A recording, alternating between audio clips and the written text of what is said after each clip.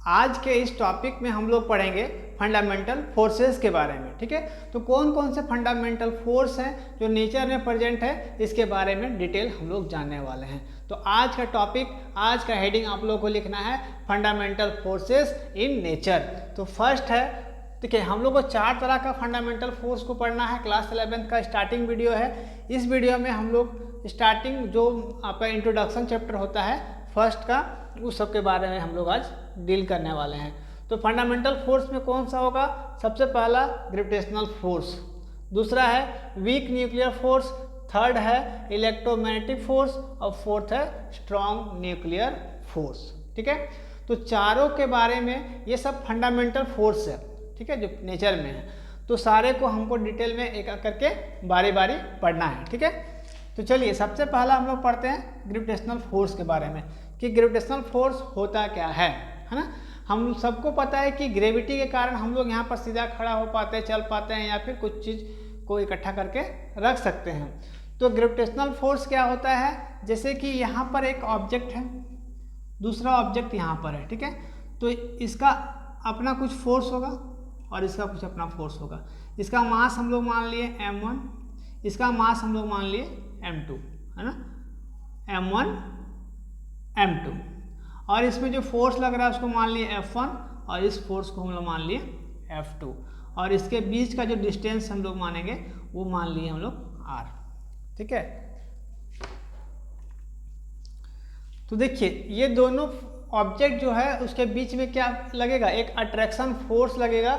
उसी फोर्स को हम लोग बोलेंगे ग्रेविटेशनल फोर्स। ठीक है, ये एक ऑब्जेक्ट है, ये भी एक ऑब्जेक्ट है, इसका मास m1 है, इसका मास m2 है। ठीक है, इसका फोर्स F1, इसका फोर्स F2। तो दोनों ऑब्जेक्ट क्या करेगा? एक दूसरे को अट्रैक्ट करेगा। ये ऑब्जेक्ट चाहेगा कि इससे अट्रैक्ट हो जाए, ये ऑब्जेक्ट चाहेगा इससे अट्रैक्ट हो जाए। ठीक है, तो इन दोनों ऑब्जेक्ट को, इस फिगर को हम लोग कैसे ड्रॉ कर सकते हैं? यहाँ पर दो ऑब्जेक्ट, दोनों के बीच में एक अट्रैक्शन फोर्स वर्क करेगा। ठीक है, इसी फोर्स को हम लोग बोलेंगे ग्रेविटेशनल फोर्स। इसका मास हम लोग m1, इसका मास m2, और इसमें जो फोर्स लगेगा वो हम लोग को F मान लिए। ठीक है, F यहाँ पर F1 F2 आप लोग कुछ भी मान सकते हो। ठीक है, तो इसका फॉर्मूला क्या हो जाएगा? F = G m1 m2 / r²। ठीक है, बहुत जगह आप लोगों को ऐसा मिलेगा कि कैपिटल M स्मॉल m, उससे कोई प्रॉब्लम नहीं है। यहाँ पर मास को हम लोग m1 m2 से मान सकते हैं। ठीक है, तो ये न्यूटन के द्वारा दिया गया था कि ग्रेविटी के कारण ही हम लोग क्या करते हैं, इस जगह पर बंधे हुए हैं या फिर गिरते नहीं हैं, है ना। कोई भी चीज़ को ऊपर फेंकते हैं तो वो वापस नीचे की ओर गिरता है। क्यों? क्योंकि यहाँ पर एक फोर्स ऑफ अट्रैक्शन का काम करता है, उसको हम लोग बोलेंगे ग्रेविटेशनल फोर्स। ठीक है, क्लियर है फर्स्ट।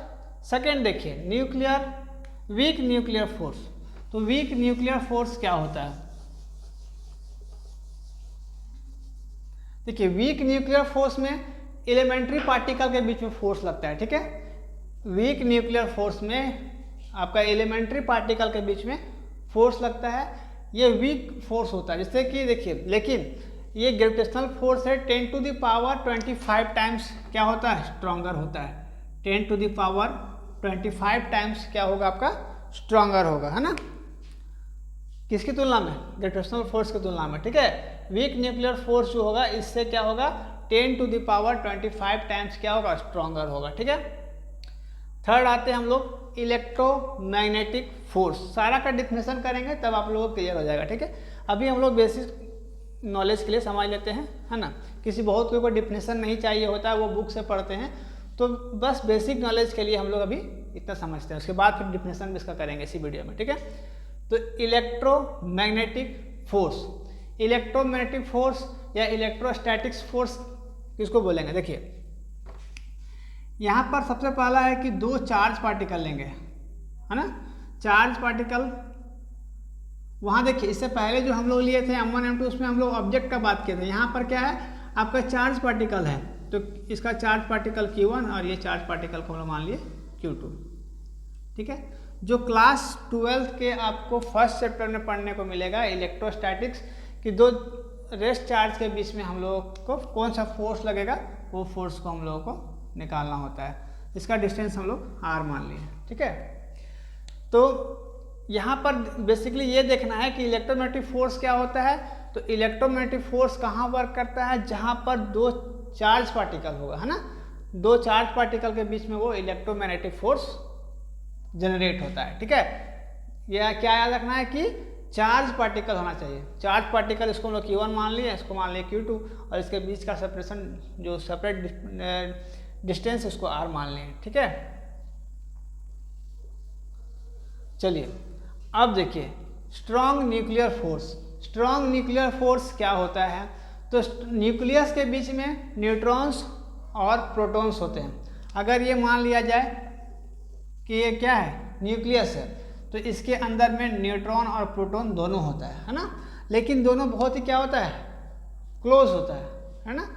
दोनों क्या होता है, बहुत ही क्लोज होता है। इसके अंदर में आपका न्यूक्लियस के अंदर में न्यूट्रॉन और प्रोटॉन दोनों होगा, है ना, इसी बीच में। इसीलिए इसको स्ट्रॉन्ग न्यूक्लियर फोर्स बोलते हैं, क्योंकि न्यूक्लियस के अंदर आपका न्यूट्रॉन और प्रोटॉन दोनों प्रेजेंट होता है ना, इसलिए ये स्ट्रॉन्ग न्यूक्लियर फोर्स हो जाता है, ठीक है। तो ये था इसका बेसिक नॉलेज। अब हम लोग करते हैं इसका डिफिनेशन, ठीक है। तो फर्स्ट आप लोग लिखोगे ग्रेविटेशनल फोर्स, इसको लिख करके हेडिंग दोगे, है ना। चलिए अब समझ में आएगा अच्छे से, है ना। किसी को अगर डायरेक्ट समझ में नहीं आया होगा तो अब फिर से डिटेल चलने वाले हैं हम लोग, अब डिटेल पढ़ेंगे, है ना। यहाँ पर दो ऑब्जेक्ट ले लिए हम लोग, ये फिगर भी ड्रॉ करना होगा आप लोगों को, है ना। इसका मास हम लोग मान लिए m1, इसका मास हम लोग मान लिए m2, और यहाँ पर फोर्स एक ही फोर्स हम लोग लेके चलते हैं यहाँ पर F, है ना। दोनों में क्या लग रहा है आपका, फोर्स ऑफ अट्रैक्शन। चलिए इसका डेफिनेशन हम लोग कर लेते हैं पहले।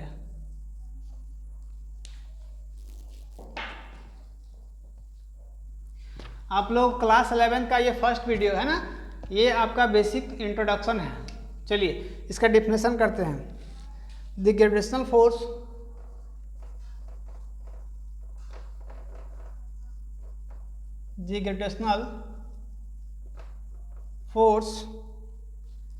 is the force of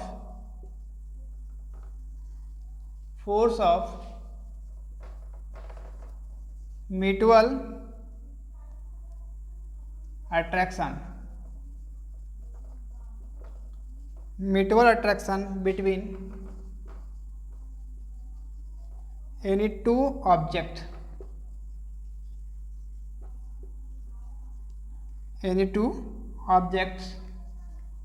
by virtue of their masses, ठीक है। तो इसका हम लोग फॉर्मूला लिख लेंगे, F equal to G m1 m2 by r square. G क्या है, यूनिवर्सल ग्रेविटेशनल कांस्टेंट, m क्या है आपका मास ऑफ द ऑब्जेक्ट 1 और ये मास ऑफ द ऑब्जेक्ट 2, ठीक है। और r क्या है, इसका बीच का डिफरेंस है, यस यहाँ पर r होगा, है ना। The gravitational force is the force of mutual attraction between any two object, ठीक है, by virtue of their masses। देखिए क्या बोला है यहाँ पर, the gravitational force is the force of mutual attraction। Mutual attraction कहने का मतलब क्या है कि ये दोनों आपस में दोनों आपस में क्या करेगा, इन दोनों के बीच में अट्रैक्शन होगा, दो ऑब्जेक्ट के बीच में अट्रैक्शन होगा by the virtue of their masses. क्यों, उसके मास के कारण, इसमें क्या होगा आपका म्यूचुअल अट्रैक्शन होगा। इसका फोर्स का क्या फॉर्मूला हो जाएगा, F equal to G m1 m2 by r square, ठीक है। वेक्टर यहाँ लगा देना है। ये हो गया ग्रेविटेशनल फोर्स का डिफिनेशन, ये फिगर को ड्रॉ कर लेना है, ठीक है। चलिए अब हम लोग आते हैं सेकेंड नंबर पर, week nuclear force. Second heading दोगे आप लोग, week nuclear force. 11th class का स्टार्टिंग वीडियो है, यहाँ से हर एक क्लास को, हर एक सेशन को अच्छे से समझना है, ठीक है। क्योंकि एक सेशन भी छूट जाएगा तो आप लोगों को बाद में दिक्कत होगा, है ना। चलिए, मैं जो बुक फॉलो करता हूँ वो प्रदीप का है ना, क्लास 11 के लिए बहुत ही अच्छा बुक है, आप लोग भी इसको परचेस कर सकते हो। Week nuclear force, second heading दोगे आप लोग, सेकेंड पॉइंट है ना, वीक न्यूक्लियर फोर्स। चलिए इसका डिफिनेशन करते हैं। The week forces are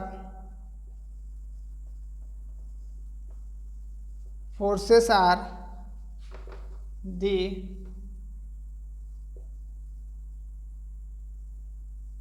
forces of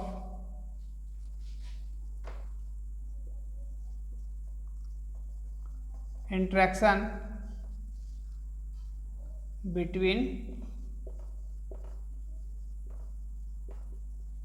elementary particles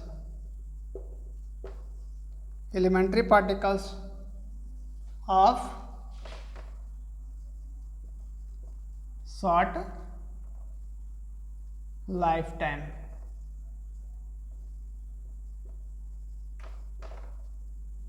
ठीक है, देखिए वीक न्यूक्लियर फोर्स क्या हो गया आपका, weak nuclear force, the weak nuclear force are the forces of interaction between elementary particles of short life time. Elementary particle मतलब बहुत ही छोटा पार्टिकल है ना, बहुत छोटा पार्टिकल के बीच में क्या होता है, इंट्रैक्शन होता है शॉर्ट लाइफ टाइम के लिए, बहुत ही कम समय के लिए, है ना, क्योंकि एलिमेंट्री पार्टिकल है तो उसके बीच में जो आपका इंट्रैक्शन होगा वो बहुत ही शॉर्ट टाइम के लिए, बहुत ही कम समय के लिए होगा। The weak forces are the forces of interaction between elementary particle of short life time. ठीक है, ये हो गया आपका सेकेंड खत्म। इसके बाद हम लोग आते हैं अब थर्ड में, इलेक्ट्रोमैग्नेटिक फोर्स। थर्ड नंबर बहुत ही सिंपल है, क्लास 12 का फर्स्ट यूनिट में आपको पढ़ना है इलेक्ट्रोस्टैटिक्स, उसमें अच्छे से क्लियर हो जाएगा। फिर भी यहाँ पर क्या है कि दो चार्ज पार्टिकल के बीच में जो फोर्स लगेगा उसको हम लोग बोलेंगे इलेक्ट्रोमैग्नेटिक फोर्स। तो यहाँ पर फिगर ड्रॉ कर लेना है, ये आपका चार्ज पार्टिकल है, चार्ज पार्टिकल को हम लोग Q1 Q2 से दिखाएंगे, Q1 Q2 से, इसके बीच का डिस्टेंस R हम लोग मान लेंगे। ठीक है, चलिए इसका डिफिनेशन देखते हैं। Third number,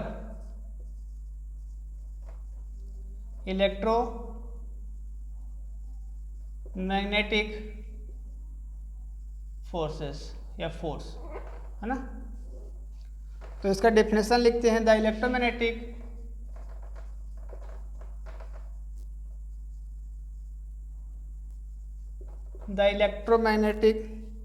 forces are the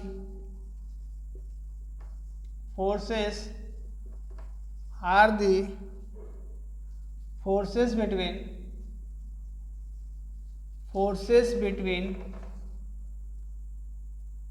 charge particles,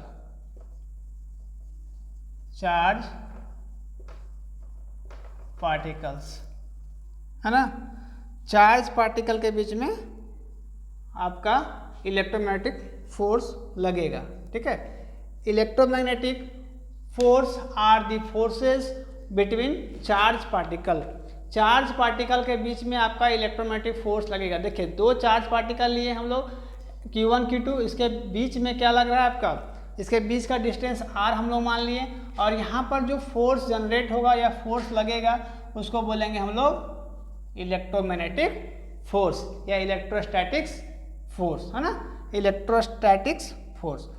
ठीक है, ये हो गया third number, electromagnetic force clear. अब हम लोग आते हैं लास्ट और बहुत ही अच्छा टॉपिक जो है स्ट्रॉन्ग न्यूक्लियर फोर्स, लास्ट है ना। यहाँ तक आप लोग क्लियर हो गया होगा। फोर्थ नंबर में क्या है,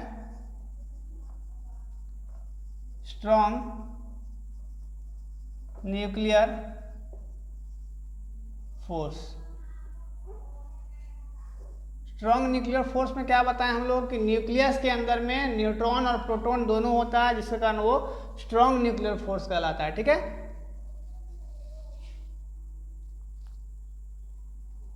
the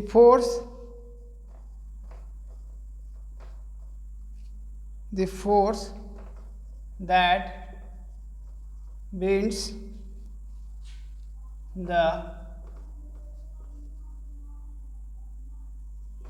neutrons and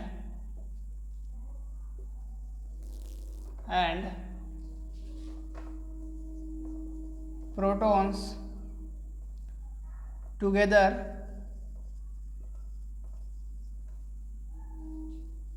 in the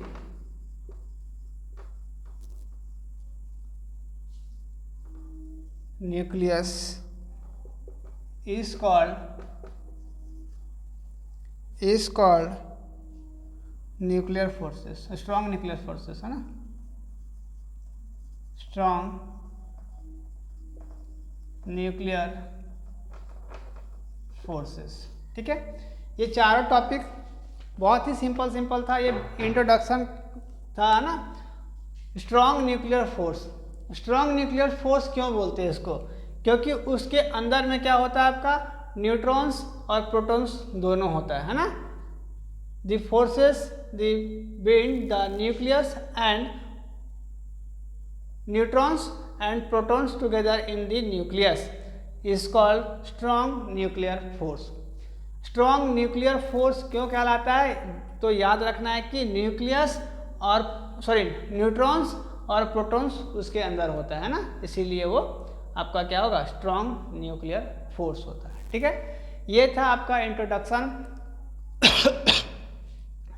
class 11 का स्टार्टिंग वीडियो था। ये इस तरह का वीडियो आपको हर एक बार देखने को मिलेगा। इस तरह के क्लास 11 का पूरा सिलेबस आप लोगों को अपलोड मिलेगा। ठीक है, तो जो बच्चे नए बैच में हैं वो मेरे चैनल को सब्सक्राइब कर लेंगे और शेयर भी करेंगे, ताकि जो और भी बच्चे हैं वो आसानी से फिजिक्स पढ़ सके और अच्छे मार्क्स ला सकें। इस तरह का वीडियो आपको हर एक रोज़ देखने को मिलेगा लाइव। आपको एक टाइम है ना, सुबह के 10 बजे आपको वीडियो इस तरह का मिल जाएगा। हर रोज़ आपको एक वीडियो, दो वीडियो जैसा होगा वैसा अपलोड मिल जाएगा। ये बड़ा टॉपिक है थोड़ा, क्योंकि 4 इसके अंदर हम लोगों को पढ़ना था ना, इसलिए आप लोगों को ऐसा मिला। तो फिर से मिलते हैं अगले वीडियो में, और याद रखना है कि टाइमिंग 10 बजे अपलोड आप लोगों को हर रोज़ मिलने वाला है, इसलिए चैनल को सब्सक्राइब करके बेल आइकन को प्रेस कर लेना है कि जैसे ही वीडियो मैं अपलोड करूं सबसे पहले आप तक पहुंचे। ठीक है, मिलते हैं अगले वीडियो में, तब तक के लिए जय हिंद, जय भारत।